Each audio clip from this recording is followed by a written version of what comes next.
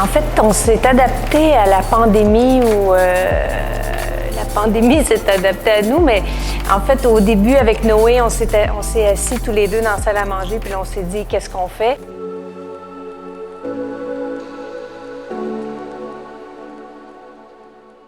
Et en premier, c'était comme, OK, la chambre froide est pleine de bouffe, il faut cuisiner, on va mettre ça sur Facebook, on va appeler nos familles, nos amis pour qu'ils viennent chercher ça. Fait que la première semaine, c'était comme ça. La deuxième, on s'est dit, OK, ça va durer probablement. Donc, on va mettre sur pied take-out. On va cuisiner, on va faire des plats pour emporter.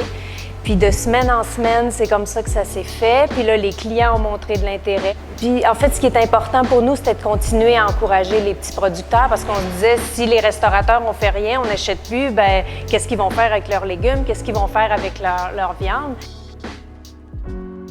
Chez Autain, on est vraiment un resto de quartier qui est axé sur les produits locaux. Ce qu'on aime avancer comme cuisine, c'est une cuisine assez simple, avec les produits de saison.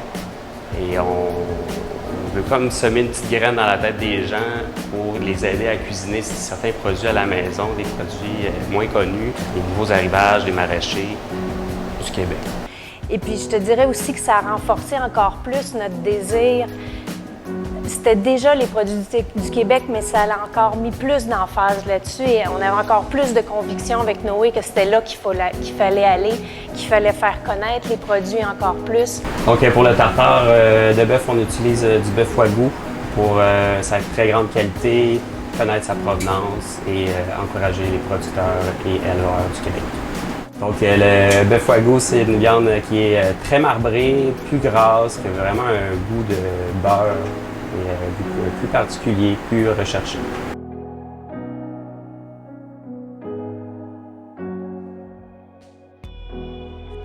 Ici, c'est mon petit espace de relaxation, je dirais, où que je fais pousser un peu des expérimentations, des fines herbes, des fleurs comestibles, des épices, quelques légumes. À la base, c'était pour la maison, mais finalement, pendant la pandémie, ça s'est un peu transformé en production de fleurs et d'épices, herbes pour le restaurant.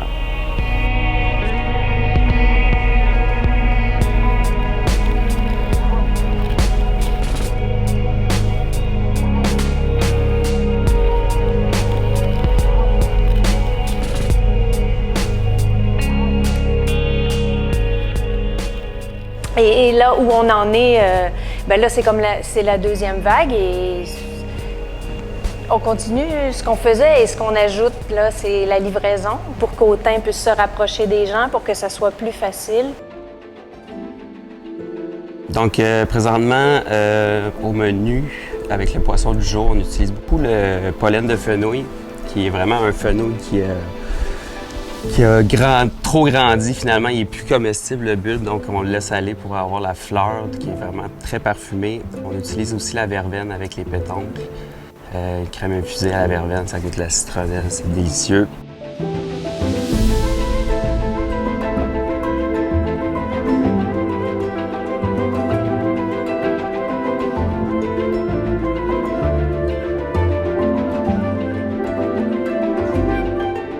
Notre nouveauté aussi, depuis 2 semaines, c'est le sac à provisions.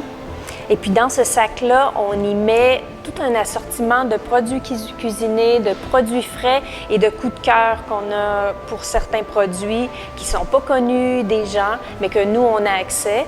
Donc, on a toujours un potage, donc ça vient en litres. Ensuite, on a soit une salade, soit une tarte fine à partager.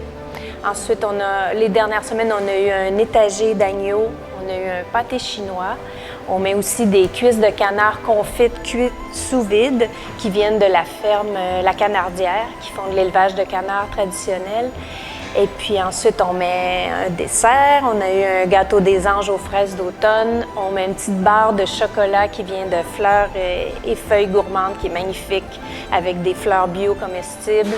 Et on met des kombucha qui viennent de Saint-Féréol. Qui sont des kombucha 100% Québec. Et ça, le sac à provisions change à chaque semaine un peu. Il y a des choix qui s'ajoutent. Et voilà. cette graine-là qu'on veut semer dans la tête des gens, là, de penser à l'épicerie, à acheter plus local et d'essayer des nouveaux légumes. Il n'y a pas juste des carottes, il n'y a pas juste des betteraves, il y a d'autres choses.